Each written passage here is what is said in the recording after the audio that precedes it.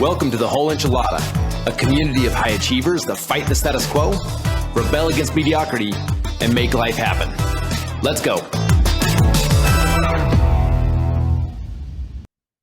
Hello, Enchilada Nation. Thank you for being back for another episode. Really excited to share a productivity hack with you today that was a game changer for me in my personal business. Being an entrepreneur, you constantly have a lot of balls in the air that you're constantly juggling, wondering how do I keep all of this moving forward without anything slipping through the cracks. There is no quicker way to lose credibility with either your customers, your employees, or just any relationship you have. The quickest way to lose that credibility with them is to let things slip through the crack, not communicate back to them, and get back to them on their expectations of timing. This is one of the mistakes we make is we think, oh, I saw it, I got the email, I got the text, I'll get back to them when I have time to do it.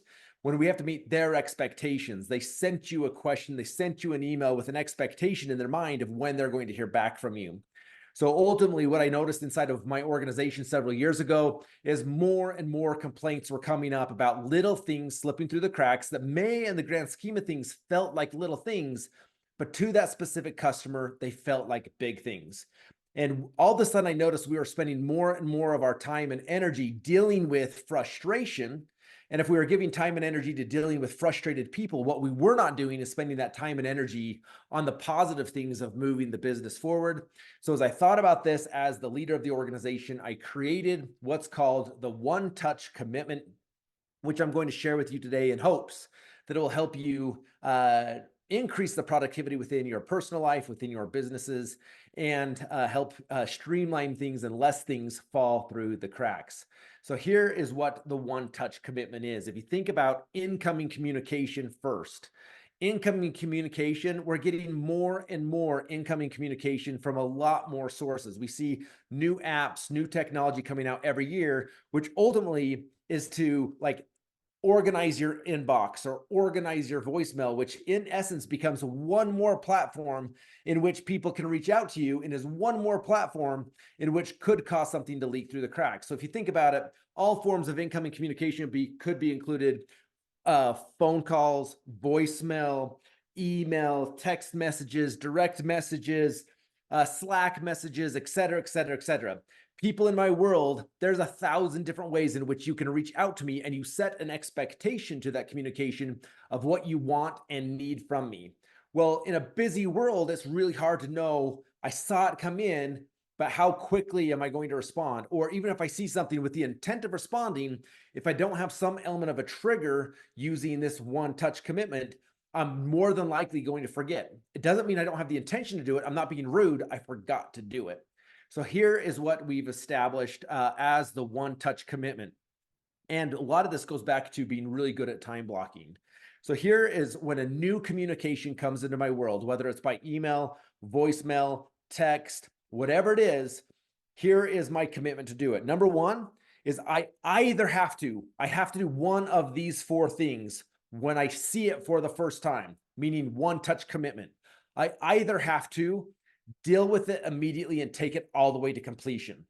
Meaning if I'm time blocked this time to look at my email, if they're asking me for something, I must, if I choose this option, take it all the way through to completion. So it doesn't belong anywhere in my world. It was completed.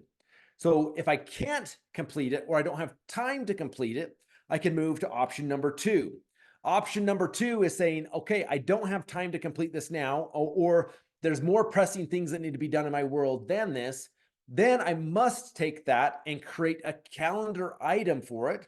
So I predetermine when it will happen. One of the coolest tools that have come out that Gmail put out over the last couple of years is Boomerang in your email, which gives you the ability to actually say, hey, give this back to me tomorrow morning, or give this back to me Thursday at 2 o'clock. In essence, what I'm saying is I don't have time to deal with it right now. And based on what I know about this task, it's appropriate for me to deal with it at 2 o'clock on Thursday. So I'm pushing it down the road, but systematically pushing it down the road to something that will trigger me. So that's option number two. Option number 3 is, no, this actually is a pressing item. It does need to get done, but I'm walking into an appointment right now. I immediately turn over and write it down on my success list. My success list are the items I've committed to do within that business day.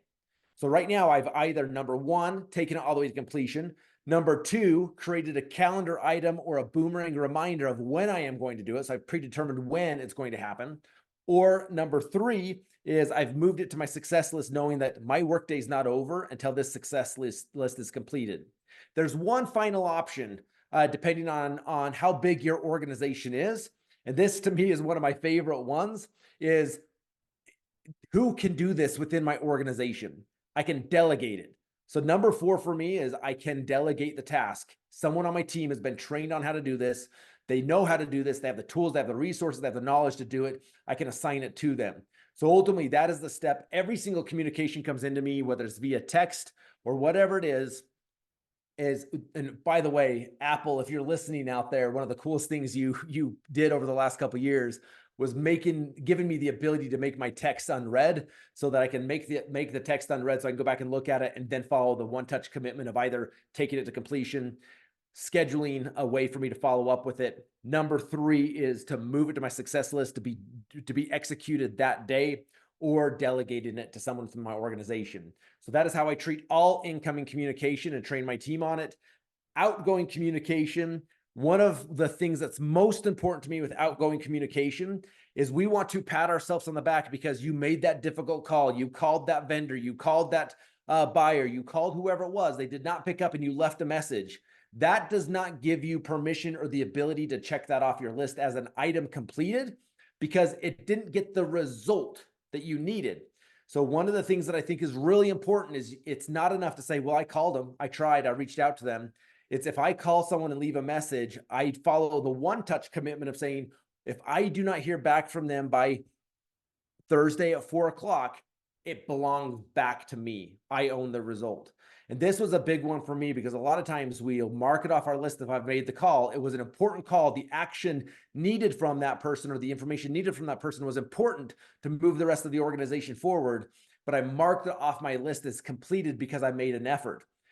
I do not get paid off of just effort. I get paid off of results. And if I want results, I've got to own the activity. So one of the things with outgoing communication that I think is really important to think through is when you do an outgoing communication, whether via email, via text, via a phone message, whenever I send it, I always ask the question, if I don't hear back from these people by when will I take my next action? Again, Gmail, great job with Boomerang. And having that ability to do it is when I send an email, almost every email I send, I click the box. If I do not get a reply to this email by Friday at 1 o'clock, put it back in my inbox. When it's back in my inbox, guess what I do? You guessed it. I run it right through my one-touch commitment, the 4 steps. Is there an immediate action I can take right now to move this forward? Does it belong on my success list? 3, can I reschedule it for a different time? Or 4, is there someone within my world that I can delegate this task to? And guess what? When I delegate it to someone, it's off my plate, but what are they running? Yep, that's it. The one-touch commitment. It's their now task. They own it. They follow up the one-touch commitment all the way through. Enchilada Nation, I hope this helps you with your productivity. To me, this has been a game changer in my communication. Business life is about communicating with people, driving to results, and doing it in a way that connects with them and helps them hit their goals too. Hope this helped. Don't forget, go live life on your terms.